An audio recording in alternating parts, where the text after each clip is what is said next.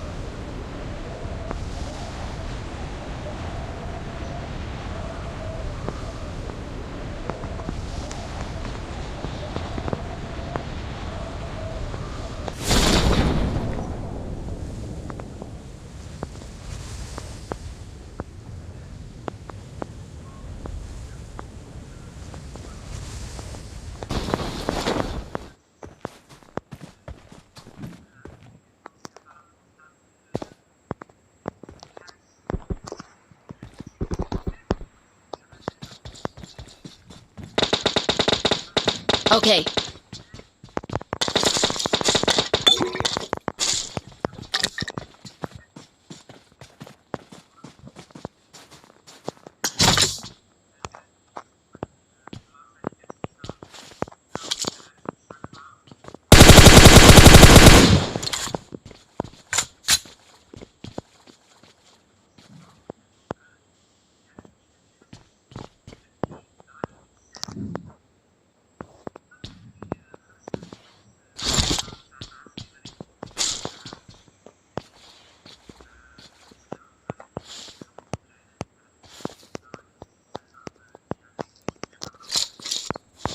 Please recall me.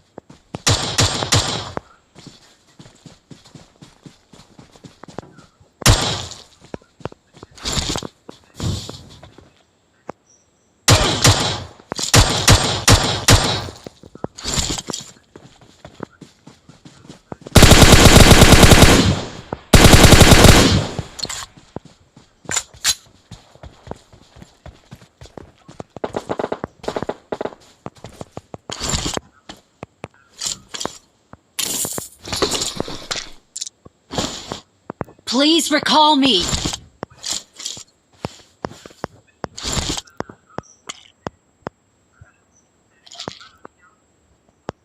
Marked a location.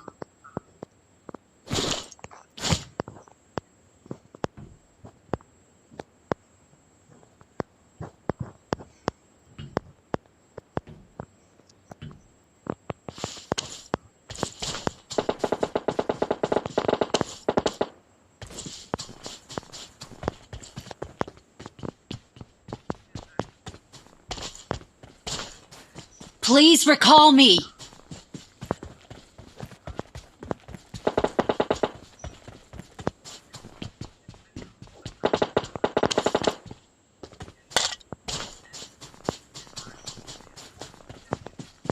Please recall me.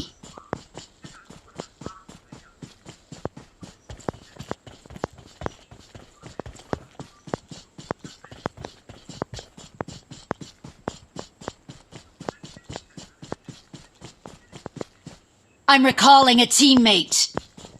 I'm recalling a teammate. Thanks.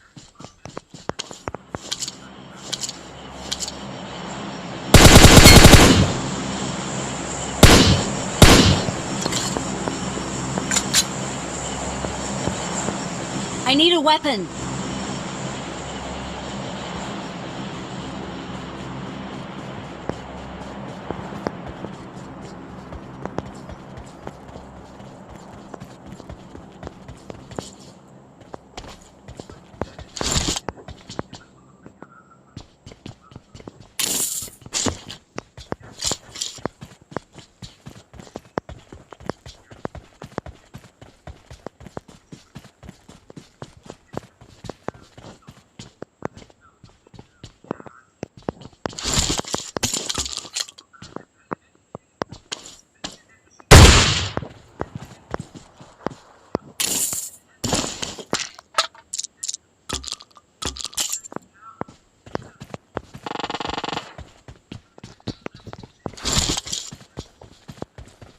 Watch out! Watch out! Watch out!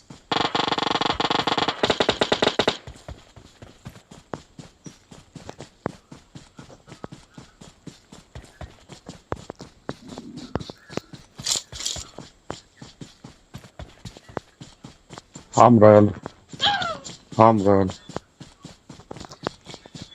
Don't give up. Your teammates need you. Please recall me.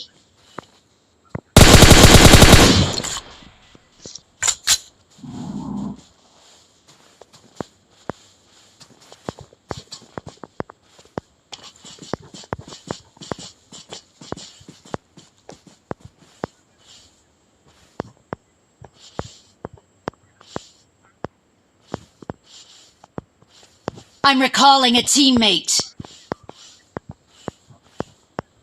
Thanks.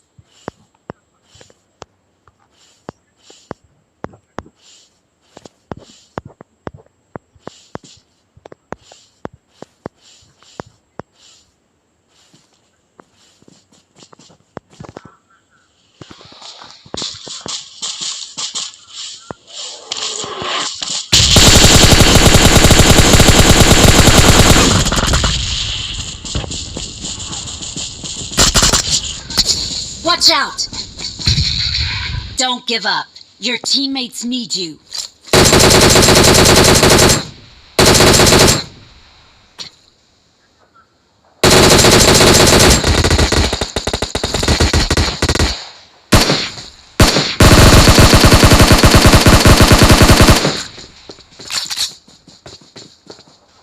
Watch out! Watch out!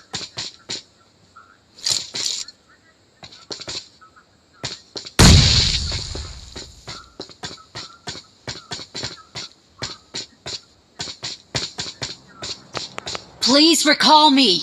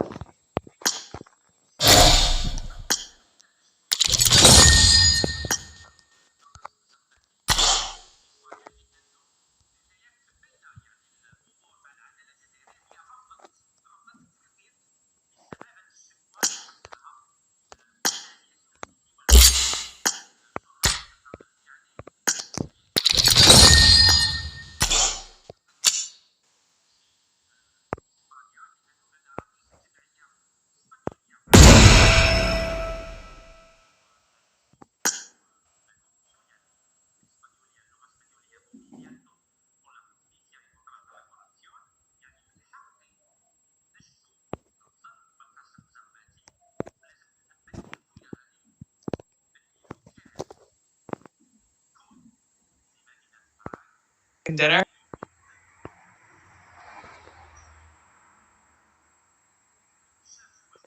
Like Shockwave, like Panda, they have a little bit more breathing room. I mean, it does. At the end of the day, it doesn't really matter if they get first, second, as long as they're in that top 8. However, they can also use this opportunity to kind of target those teams that maybe are a little bit of the thorn in their side. So, for example, like Panda, we've seen them scuffle with TSC in Sandhawk. That might be an opportunity for them, like, hey, we don't want to deal with this team in actual PMPL. Let's make sure that if we open the fight and we identify it is this team, send it, kill them, and then destroy their chances of actually qualifying so we never have to see them again.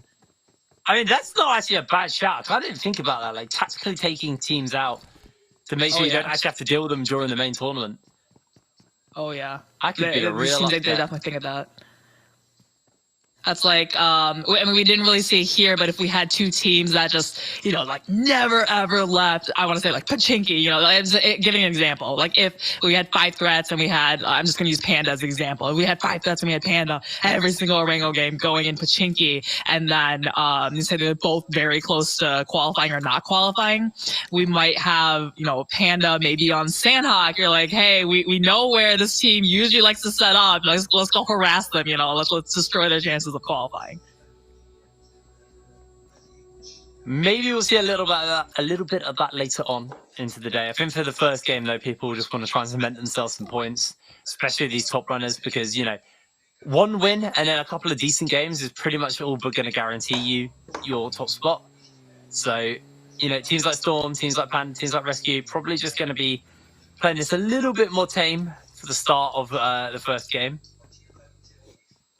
But obviously, like I was saying at the beginning of the day, it is also about getting those elimination points. Yes, the 15 placement points are nice, but you know, you think about Panda in day 1, 31-point games and stuff like that.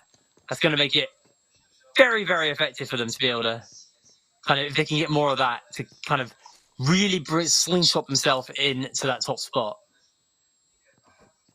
Definitely, we saw Varwin just marking the M4 for his teammates. Definitely the loadout that we usually tend to see, it's going to be M4 for that long range, and you slap a 6 times on it or 4 times. Even when the 6 times is turning it down to a 3, almost no recoil, spraying out into the distance, using that as their long range gun. And then they usually have the secondary gun. Mostly, I see the UMP all the time. UMP almost like the default gun, and after that probably like AKM, something like that for the short range here. Here we got exactly AKM that he's using. But I mean, these teams, they all have. What, this is 6 minutes now. They have all the time in the world to get set up, to get the loot, the guns and attachments that they want. And it's really just coming down to those rotations, those in-game leader, how to set up for the fights and how to set them up to win the game. LMV, we're seeing here, they're the ones that, I mean, we've hyped them up so much, maybe overhyped them just a tiny little bit. But this is a team that is currently in, what did I say, like 10th place? Yeah, 11 points from that top 8 qualifying spot. Yeah, I know we have hyped them up a lot over the first day, at least. Yesterday, I don't think we really hyped them up too much because we were quite disappointed with them. But, you know, we do have high expectations of this team. So, you know, it's on them to actually prove us right today. That, you know, all the hype we gave them on day 1 was there because disappointing day 1, an okay day 2, especially towards the end, they did try and pull it back, but it's definitely on them. And 5 threats here, a team we identified as well yesterday and talked a little bit about at the beginning of the day. Very good at rotating, very good at setting themselves up. But they've been a little, you know, they've been bad at actually holding their good positions. And Savage are another team. I don't think we've really talked too much about Savage, but these guys are at the top 8 right now. They're at the bottom of the top 8, but they're at the top 8. So they've been consistent, and they've kind of been quietly consistent as well. Yeah, they're definitely Team Savage. Yeah, but yeah, they're definitely the ones that, like we said, they're in danger of teams potentially doing really well. The ones that are in like 9th through 12th place or so, actually just 9th through 16th in general, that are really looking to take. These are the ones that the weakest link. They're not gonna, like, if I was LMB, I was like, I'm not gonna go for Panda. Like, obviously, I'm not gonna get like hundreds of points in one day. Although LMB, they last PMPL, they said this is what they do all the time. They just kind of throw the first couple days, and I think they got like a 96-point day or something just that last day to qualify. So apparently this is the pattern of what they do. So I mean, I wouldn't want to be a team to kind of